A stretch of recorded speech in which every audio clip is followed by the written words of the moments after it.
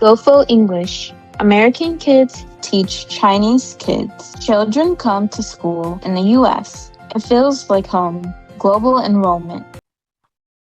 I remember everything from when we first went together. The old man looked at him with his sunburned, confident and loving eyes. If you were my boy, I'll take you out and gamble, he said. But you are your father's and your mother's, and you are in a lucky boat. May I get the sardines? I know where I can get 4 baits too. I have mine left from today. I put them in salt in a box. Let me get 4 fresh ones.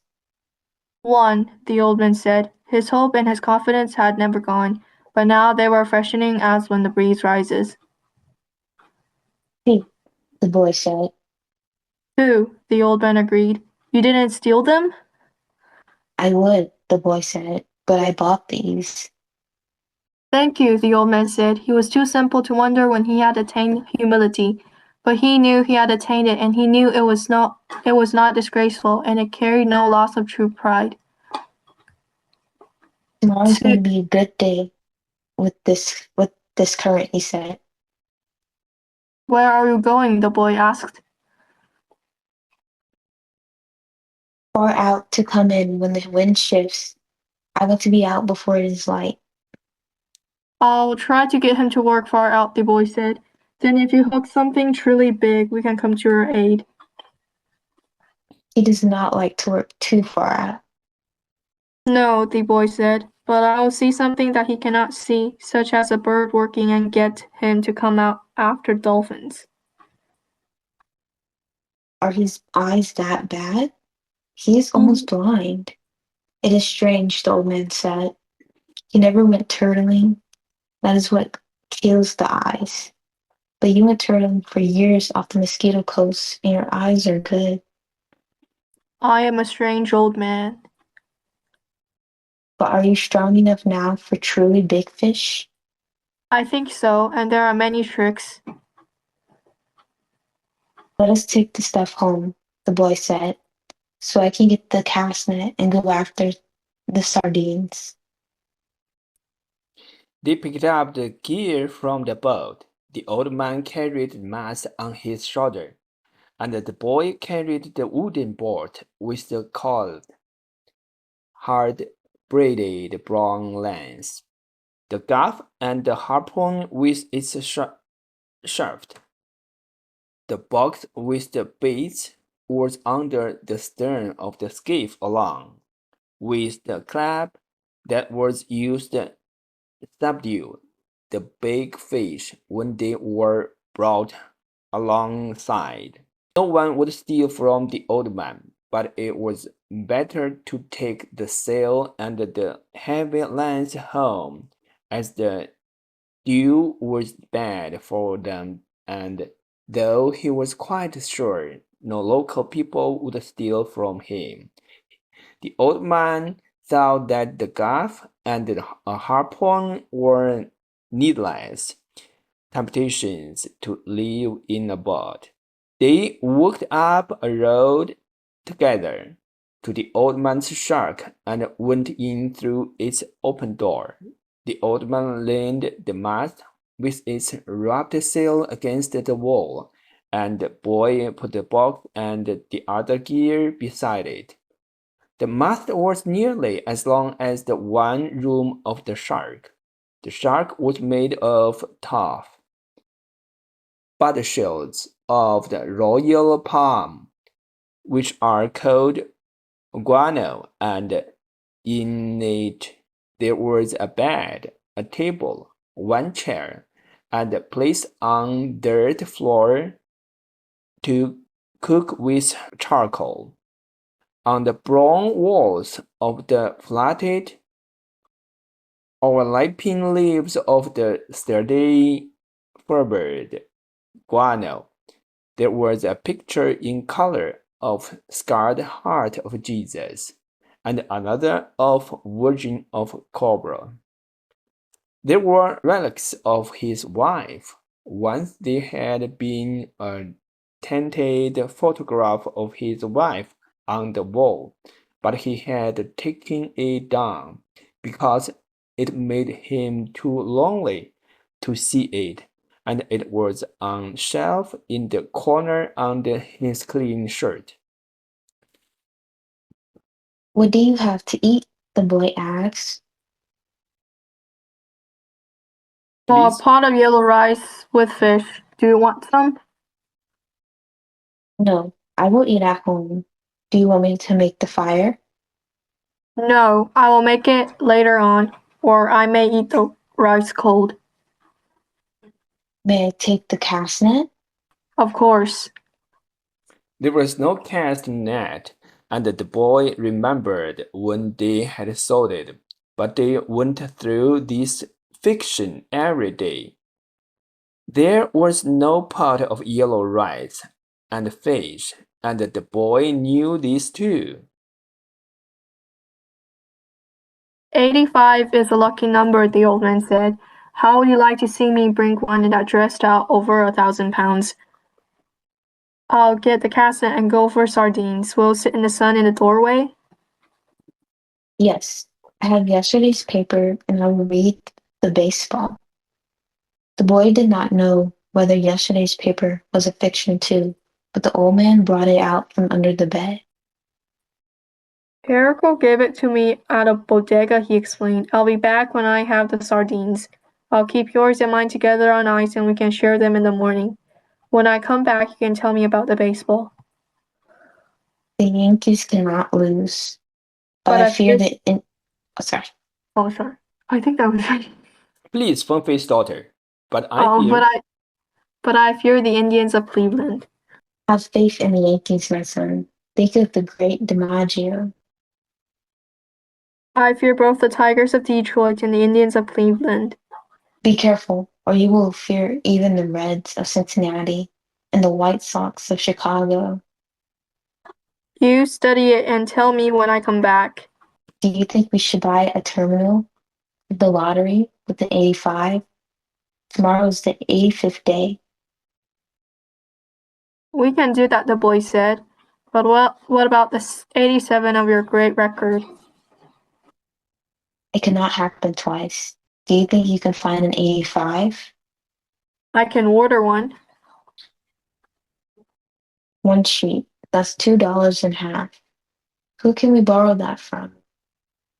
That's easy. I can always borrow $2 and a half. I think perhaps I can too. But we try not to borrow. First you borrow, then you beg. Okay, please, Milan, keep going. The old man said, you already replaced your roles. Please, keep going, Milan. Keep warm. Keep warm, the old man, the boy said. Remember, we are in September. A month when the great fish come, the old man said. Anyone can be a fisherman in May. I go now for the sardines, the boy said. When the boy came back, the old man was asleep in the chair, and the sun was down. The boy took the old army blanket off the bed and spread it over the back of a chair and over the old man's shoulders. They were strange shoulders, still powerful although very old. And the neck was still strong too, and the creases did not show so much when the old man was asleep and his head fallen forward. His shirt had been punched so many times that was like the sail, and the punches were faded to many different shades by the sun. The old man's head was very old, though, and with his eyes closed, there was no life in his face. The newspaper lay across his knees, and the weight of his arm held it there in the evening breeze. He was barefooted. The boy left him there, and when he came back, the old man was still asleep. Wake up, old man, the boy said. and put his hand on one of the old man's knees. The old man opened his eyes, and for a moment he was coming back from a long way away. Then he smiled. Please, Fengfei's daughter? What have you got? He asked. Supper, said the boy. We're going to have supper. I'm not very hungry. Come on and eat. You can't fish and not eat. I have, the old man said, getting up and taking the newspaper and folding it. Then he started to fold the blanket. Keep the blanket around you, the boy said. You'll not fish without eating while I'm alive. Then live a long time and take care of yourself, the old man said. What are we eating? Black beans and rice, fried bananas, and some stew. The boy had brought them into Decker metal container from the terrace. The two sets of knives and forks and spoons were in his pocket with a paper napkin wrapped around each side. Who gave this to you? Martin, the owner. I must thank him. I thanked him already, the boy said. You don't need to thank him. I'll give him the belly meat of a big fish, the old man said. Has he done this for us more than once? I think so.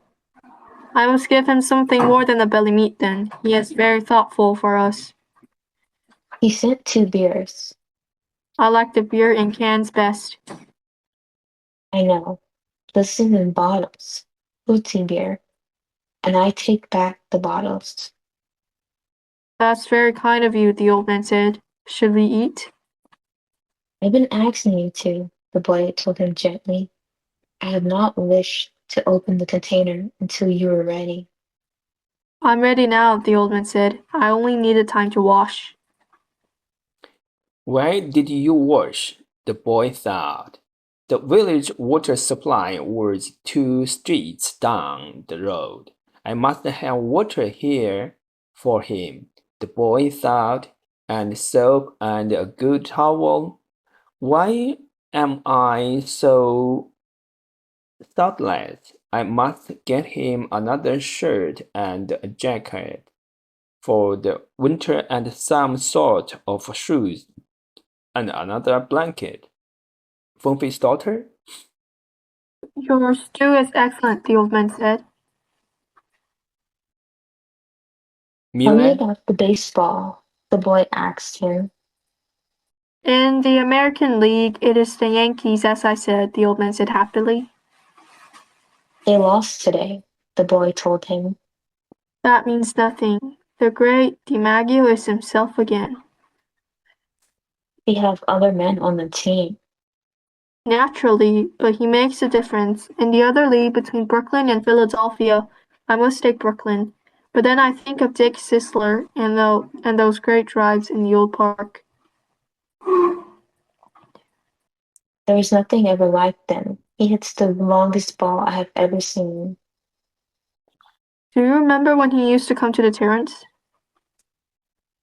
I wanted to take him fishing, but I was too timid to ask him. Then I asked you to ask him, and you were too timid. I know. It was a great mistake.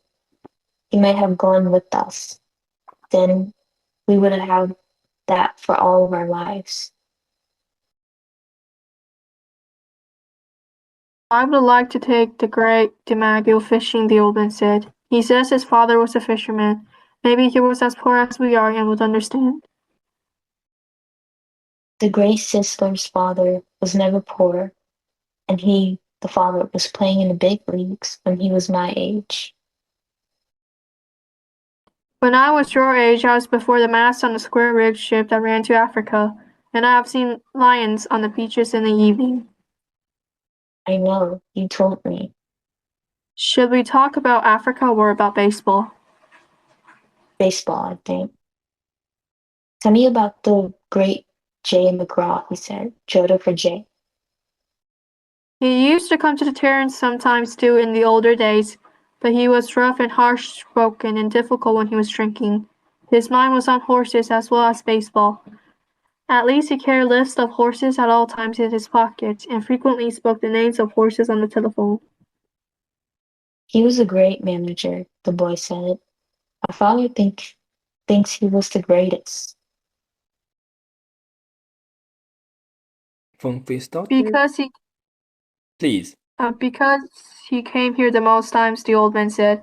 If Jorger had continued to come here each year, your father would think him the greatest manager. Who's the greatest manager, really? Luque or Mike Gonzalez? I think they are equal. And the best fisherman is you. No, I know others better. Au revoir, the boy said.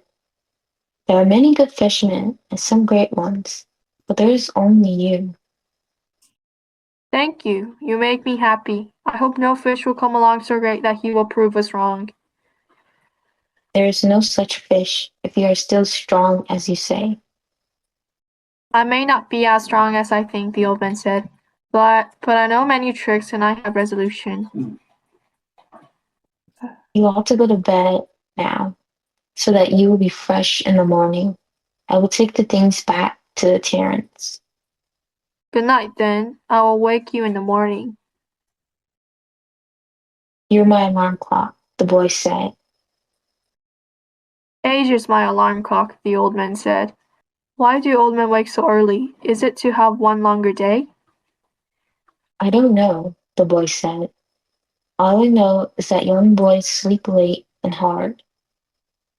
I can remember it, the old man said. I'll waken you in time. I do not like for him to waken me. It is as though I were inferior. I know. Sleep well, old man. The boy went out.